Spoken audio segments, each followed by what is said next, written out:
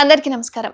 కేంద్ర ప్రభుత్వం అనేక సంక్షేమ పథకాలను అమలు చేస్తున్న విషయం మనందరికీ తెలిసిందే. అయితే దీనిలో పేద, మధ్యతరగతి కుటుంబ సభ్యులు ఈ పథకాల ద్వారా లబ్ధి పొందుతున్నారు. అయితే మన దేశంలో ఇప్పటికే సొంత ఇల్లు లేని వారు చాలా మంది ఉన్నారు.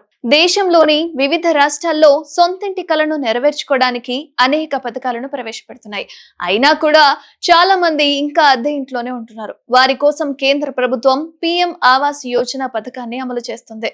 ఈ పథకం ద్వారా ఇంటి నిర్మాణానికి సబ్సిడీని పొందొచ్చు. ప్రధానమంత్రి ఆవాస్ యోజన కింద ఈ పథకం సబ్సిడీ సొమ్మును పెంచేందుకు ప్రధానమంత్రి ప్లాన్ చేస్తున్నట్లు సమాచారం. 2024 నుంచి 25 బడ్జెట్ సమర్పణ సందర్భంగా 2024 నుంచి 2025 బడ్జెట్ సమర్పణ సందర్భంగా పీఎం ఆవాస్ యోజన ఈ పథకం కోసం 80,671 కోట్ల రూపాయలైతే కేటాయించారు. ఈ అంశంపై ఆర్థిక మంత్రి నిర్మలా సీతారామన్ మాట్లాడుతూ అద్దె ఇల్లు, కాలనీల్లో నివసించే వారు సొంత ఇంటి కలను సహకారం చేసుకునే ఈ పథకం ద్వారా ప్రభుత్వం సహాయం చేస్తుందని తెలిపారు. అయితే ఈ రుణం వడ్డీ రేటులో మీరు 20 సంవత్సరాల పాటు 2.67 లక్షల రూపాయలనైతే ఆదా చేసుకోబోతున్నారని కూడా తెలుస్తోంది.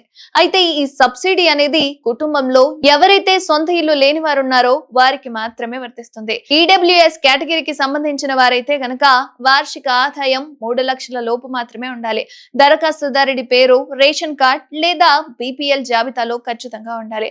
దరఖాస్తుదారు ఓటరు జాబితాలో తన పేరును కలిగి ఉండడం తప్పనిసరి. అయితే ఏదైనా చెల్లుబాటు అయ్యే గుర్తింపు కార్డు ఖచ్చితంగా కలిగి ఉండాలి. అదే విధంగా రుణం కోసం దరఖాస్తు చేసుకోవడానికి దరఖాస్తుదారుల వయస్సు 18 ఏళ్లు నిండి ఉండాలి. మీకు గరిష్టంగా 12 లక్షల వరకు లోన్ అయితే వస్తుంది. వార్షిక వడ్డీలో 3% రాయితీ అయితే ఖచ్చితంగా లభిస్తుంది. ఉదాహరణకు 8 లక్షల లోన్ లభిస్తే 2.20 లక్షల వరకు రాయితీ లభిస్తుంది. ఈ మొత్తాన్ని లోన్ నుంచి ముందస్తుగా తగ్గించుకోవచ్చు.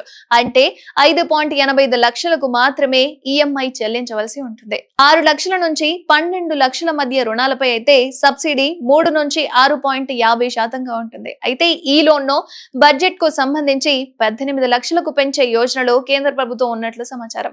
దరఖాస్తులు సమర్పించడానికి PMAY అంటే పీమే వెబ్సైట్ అయితే సందర్శించాలి. అక్కడ సిటిజన్ అసెస్మెంట్ ఆప్షన్ ను ఎంచుకొని వర్తించే కేటగిరీని ఎంచుకోవాలి. తర్వాత ప్రాసెస్ కు సంబంధించి ఆధార్ కార్డ్ నెంబర్ అయితే నమోదు చేయాలి. దీని తర్వాత పూర్తి వివరాలతో దరఖాస్తు ఫారం ను పూరించండి.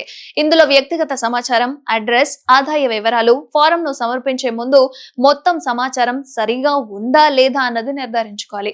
ప్రధానమంత్రి ఆవాస్ యోజన పథకం కింద వచ్చే 5 సంవత్సరాల్లో 2 కోట్ల ఇళ్లను నిర్మిస్తామని కేంద్ర ఆర్థిక మంత్రి నిర్మలా సీతారామన్ అయితే మధ్యంతర బడ్జెట్ ప్రసంగంలో అయితే తెలిపారు. కరోనా ఉన్నప్పటికీ పీమే పథకాన్ని అమలు చేశామన్న ఆమె ఈ పథకం కింద గ్రామాల్లో భారీగా ఇళ్లు నిర్మిస్తున్నామని, త్వరలోనే 3 కోట్ల ఇళ్ల టార్గెట్ అనేది చేరుకుంటామని తెలిపింది. మీరు కూడా ఈ పథకానికి సంబంధించి అర్హులైతే పీమే వెబ్సైట్ కు వెళ్లి మీకు సంబంధించిన అర్హతలన్నింటినీ అందులో నమోదు చేసి మీరు ఇచ్చిన సమాచారం అనేది కరెక్ట్ గా ఉందా లేదా అని చెక్ చేసుకొని మీకు సంబంధించి ఆ డాక్యుమెంట్ ను అప్లోడ్ చేసుకొని ఆ ఇంటిని మీరు పొందుకోవచ్చు.